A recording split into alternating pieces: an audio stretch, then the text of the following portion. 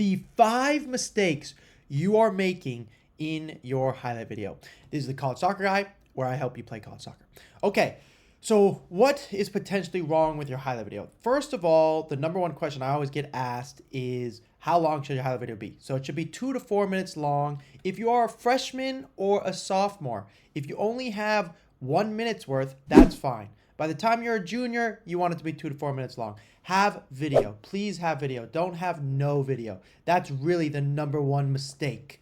Number one mistake you can make is if you don't have any video. I'm talking even 8th grade, 9th grade. Having no video is just not good, okay? We want you to have video. It's just such a game changer in the recruiting process. So please have video, okay?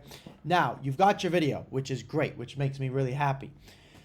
The next piece of it is it's so important that you get a self-interview in there. And I'm going to pull a self-interview up here so you can see basically what it looks like. Self-interview is a really brief 1-sentence aspect. If you've looked at the other videos, you will have seen how to do an email template. In the email template that you've created, that very brief 1 to 2 sentences, that's how you're going to describe who you are as a player. So please have that basically be your self-interview, but then at the very end, you can add something like, hope you enjoy my video. Give us a little personality. I'm pulling up an example here. Okay, so now you've got your self-interview. The next thing that you really need is on that self-interview page, examples of your accolades, your name, your GPA, your position, your club level. Okay, most people just put their club team. Do not just put your club team. Please put your club level. College coaches, when they look to see who they're going to recruit, they're looking directly for the club level. Now, if you say, Zev, I'm only working on top Division I schools, and you're not playing ECNL or MLS Next, they're less likely to look at the video or the email. Now, it doesn't mean you don't deserve it. It doesn't mean that you aren't good enough. It just means it's less likely.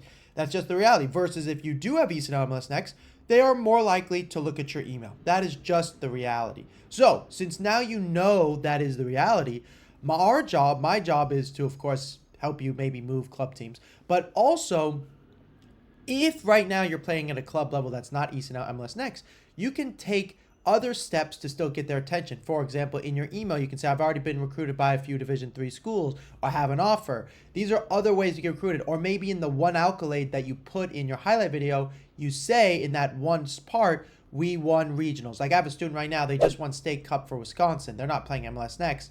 They're playing NPL, and they're going to be going to regionals. They're being recruited by Division I schools. That's a great job because he put that one accolade. But do not give us 1,000 accolades. I don't want to see that you played JV soccer, then varsity soccer, then etc. In fact, high school soccer almost should never even be anywhere part of your email process or part of your like accolades. Now, there are exceptions to that, and for me to help you with that, you need to call me because sometimes I do use it for my students. But for the most part, coaches don't really want to hear about your high school. The biggest issue is, let's say you play for a really famous high school like Harvard-Westlake or Loyola, which are in California. You know, they have a pretty good reputation on the academic side, so then they want to know about it because then you can get into the school. Soccer-wise, like Harvard-Westlake as of recently do have a better reputation, but Loyola, for example, have a very good reputation. But most of those players are playing club soccer and they're going to get recruited in that world. But does the high school still have a reputation? Yes. So could you use it? Yes. Okay. Going back to the highlight video, you've got your self-interview now. You've got your intro page. Now, this is the part that most people don't do and certainly don't know how to do, which is the coach's interview, okay? Your coach may or may not be interested in doing this interview, but it is a game changer every single time we do with all of our students. And I'm going to pull up an example here. This student is named Danny Lansbury. He has since gone to play Division I soccer at LaSalle. And this is him explaining what a difference his coach's interview made. Especially with the video, I'd say the video part was probably the biggest thing. Just putting things in the correct order, one, editing it correctly, and then the coach interview part, I think especially for me, because it was such a good, we got such a good response from him, was something I didn't want to do initially. I was like, I don't really think I need that. And I think that might have been the difference maker for a number of the schools who actually ended up reaching back out because they saw that. And like on every call I did, basically every single coach said something about that. Like, oh, the coach in your video, blah, blah, blah, like talking about that, or maybe they knew my coach, or maybe, so it just kind of created it almost just made it look more professional and more. It made such a big difference in his recruiting process because he was playing MLS Next, not getting recruited by anybody, but he was a good player. But him going around saying I'm a great player, of course, doesn't have as much weight. But if his coach, who's an MLS Next coach and has a great reputation himself, is going around saying he's a great player, that's what you want. But your coach, including this one, is a great human being, but he's busy. He's got a life. He can't make 1,000 calls, and he did help us in the recruiting process big time. But by putting him in the video, the coaches were like, whoa, whoa, whoa, whoa. He's a very good coach. This is a very good player. We clearly are missing him. And I'm going to call this coach now and find out some more details. Or, wow, this guy's legit. It helped so much. And I did it in my own recruiting process. And, of course, that's why I'm telling you to do it in your recruiting process and how we've done it since for hundreds of other students. Now, if you're not sure what to ask the coach, there's a load of questions that I will provide you, and I will customize those questions to get the best answers out of your coach. And for that, give me a call and I can help you with that. The most important questions are the following. What division do you believe Johnny can play? And the coach has to repeat your name in the question. So when you ask the coach the question, do you believe Johnny can play college soccer? And the coach says yes, that soundbite's not going to work. So it has to say, do you believe Johnny can play college soccer? And then your coach has to repeat your name and say, Johnny can definitely play college soccer. So that's the first number one question. What can Johnny play college soccer? Second question, what division do you believe Johnny can play? And then third question is pick a strength of yours, say it's speed, and ask the coach, do you believe Johnny has the speed to play college soccer at the X level, whichever level he said you could play at, or she said you could play at? Then he'll answer, Johnny has the speed to play Division I soccer. That's huge for college coaches. That's what they need to know. They need to know that answer. So you've got those questions. The last question I want you to ask the coach is so-and-so coachable? Are they a good person? Because that's the other thing coaches really want to know. And your coach may say, I don't know if I want to do this video. They may get hesitant because look, coaches, club coaches especially, their expertise is in coaching soccer, which is lovely. My expertise is in recruiting. Okay, I know how to get you recruited. So if you really want to get recruited, your coach adding this video is key. Now, some coaches will say no. If they say no, there's nothing you can do. You're just gonna have to live with it, and you don't get it, and that sucks, to be honest, because it's really helpful. On the flip side, if the coach is hesitant, this is how you want to phrase it to them. Coach, are you willing to call every single school I want to talk to on the phone? And he's going to say maybe yes, maybe no. Let's say he says yes or she says yes. You go, oh, could you call this school tomorrow for me? I've been emailing them. He'll go, oh, I'll get to that. And you go, Coach, to be honest with you, I know you're really busy. You're a really busy person. I'm politely asking you to put you on video so you don't have to make these calls. So instead, the coaches call you. And then the coach will go, oh, that will save me a lot of time, and I do want to help you play college soccer. That sounds lovely. And then the biggest message you're going to tell your coach, you say, Coach, I've been told by this crazy college soccer guy, you can blame me or you can just say it's the reality, that it's important coaches get to know me as a person, not just as a player.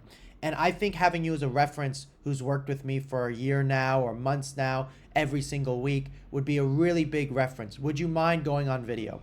And then they'll say, well, I don't know. Or maybe they'll say yes, in which case you can just do it. The last piece I'll say is sometimes the coaches, don't want to answer your questions. They're like, I know what to do. I'll just talk to the phone. If that's all they're going to do for you, then take it. Just let them talk, and that will be super helpful. We had a student recently who was working with a coach. The coach was like, look, I'm happy to do this.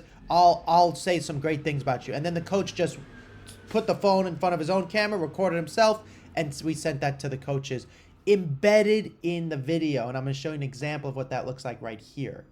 So you want to embed it in the video. Don't just put it at the end. Don't put it at the beginning. Coaches, when they click your video, they just want to get to the soccer. Okay, they don't really, the self-interview, we make it really quick and we put the information on the side because the coaches need to read that anyways. And they can listen to you while they read it and get an idea for your personality.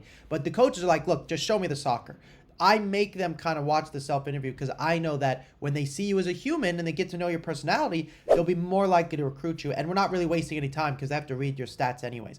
The coach's interview is literally play soccer, cut the clip of a coach real quick with his face and title. Then his voice is the rest of the video and we're just watching soccer. So it doesn't really interrupt the video whatsoever. And I'll put a playlist like down here and you can for yourself see like all the videos we've done with the self interviews, so you guys can like copy those examples because it's really helpful. And then the image that we use, you can create that on Canva, or of course you can hire me. I do edit highlight videos, but if you work with me, I'm not going to just edit your highlight video. I help you with the whole recruiting process. And I just know that the video is a piece of it, which is why we're talking about today, but it's not all of it. So yeah. Okay. You've got your self-interview now, your coach interview, you got your information, you got your one accolade. Now let's talk about the soccer part, which is the part that's really the most important. When you're doing this recruiting process and you want to make the most of getting recruited, you have to specify your video by your position when you make this highlight video of yours. I'm also going to take a brief minute here to mention, yes, we're working on the highlight video, but something else I'm going to talk about at the end of the video is the full game video that we're going to need and the every touch video, but I'll do that at the end. Okay, so by position, let's just go through each one. Goalkeeper, okay? Here are the things you need to know.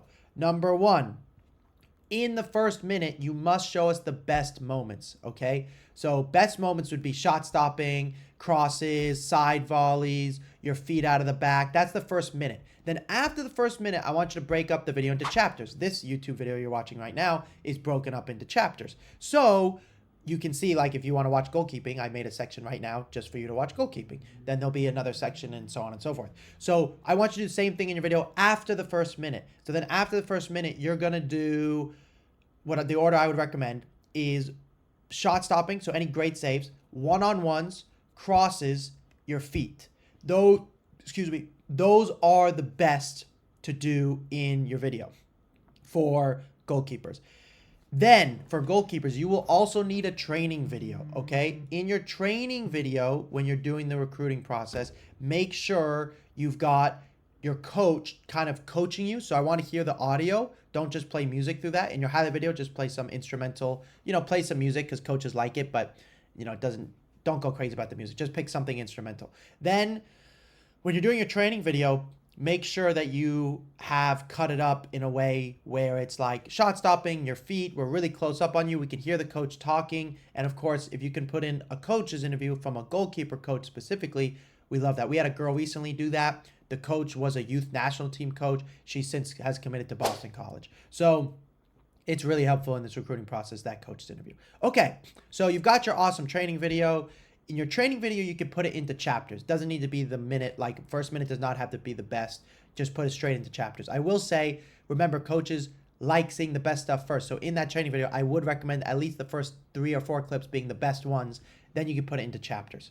Okay, I want you to then make an every touch video as a goalkeeper. An every touch video, again, is just where you take every single touch you've played in the game and you just cut that, right? You get rid of all the other parts of the game and just show us what you've done in the game. Odds are you're going to use your feet a lot. And so for goalkeepers, you may want mom or dad to set up a separate camera for you. You could do a GoPro, as I'm sure you've seen. If you haven't already seen Ben Foster, make sure you look up his stuff because he is the best.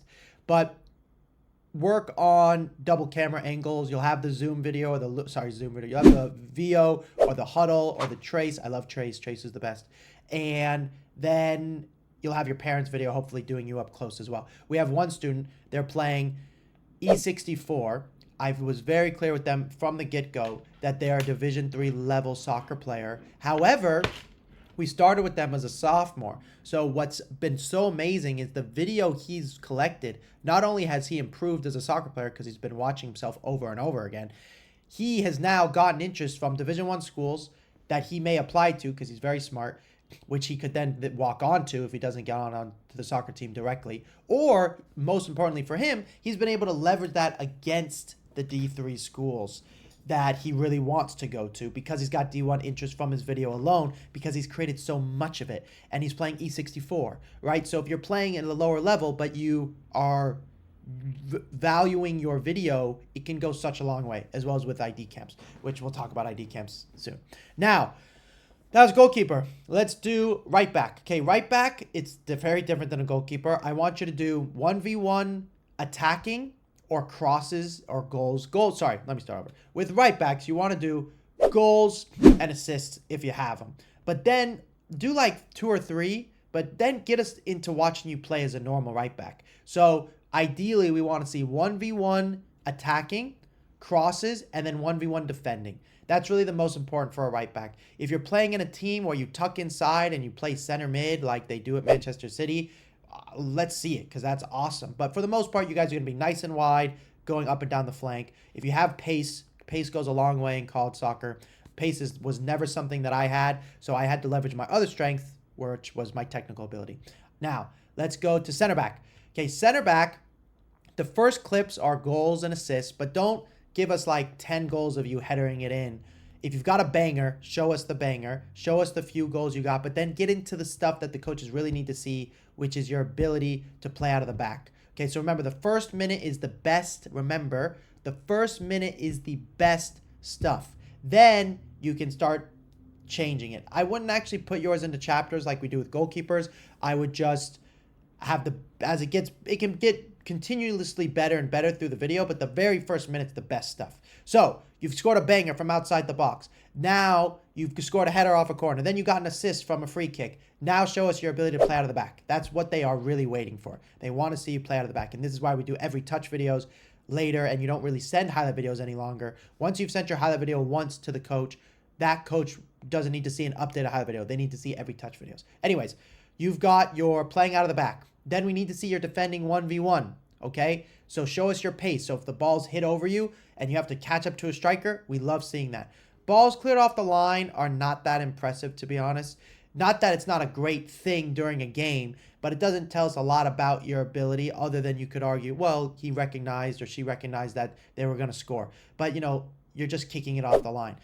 That's something you can put in your video, but don't have it be in the first minute. The first minute is playing out of the back and your 1v1 defending and your aerial duels, I would put in the first minute. Okay, goalkeeper, right back, center back, cover. Let's talk about center mid, my position when I grew up. You can watch my highlight video here if you want to go watch my highlight video from college and from high school even. So if you want to play at the highest levels of college soccer as a center midfielder, the first thing we want, obviously, are goals and assists. And this is where I would say, unlike center backs, like you could show us 1 or 2 goals, but then show us what you're like as a center back. That's not your job to score goals. Your job is to be a center back. As a center midfielder, let's start with defensive center midfielder. Your job is to show us your ability to hit pings. We love longer balls. Goals and assists are really important. And then show us your tackling. I mean, those are the main core. And if we just graduate then to attacking center mid, it's the same thing, maybe slightly less tackling, but goals and assists and through balls. So instead of pings, through balls. If you don't know what a ping is, basically a ping is a driven ball that's like hip height or head height, but instead of going like this and it's a looping like a balloon, it's nice and driven, and we call that a ping. And throughout my career, whenever I was like during the halftime when I wasn't playing, I would say to one of my friends who was really good at pinging ball, I'd be like, calling the ping machine, and then he would ping it to me really nice and freaking firm. And as somebody who eventually went and played pro soccer, because of college soccer, I can tell you that everybody loves a good ping. And if you can do a ping at an ID camp, oh my gosh, it's so helpful. Okay, now, next is you have left mid and right mid, or wingers. If you're a winger, this kind of goes for wing backs as well. We need to see 1v1 attacking, show us your dribbling, and show us your goals and assists. That's what we would love to see at the very beginning of your video.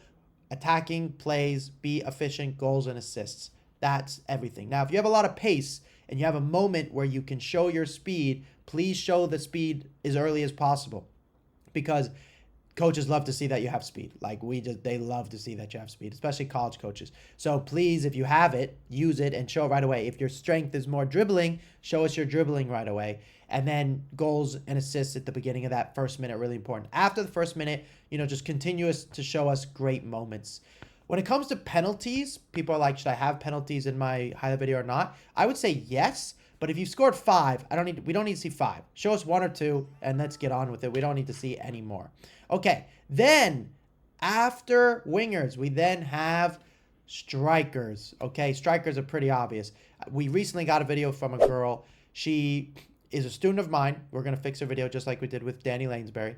And she sent us a video with the goals last, which I think it wasn't her fault. She was just putting it together. But that's not okay.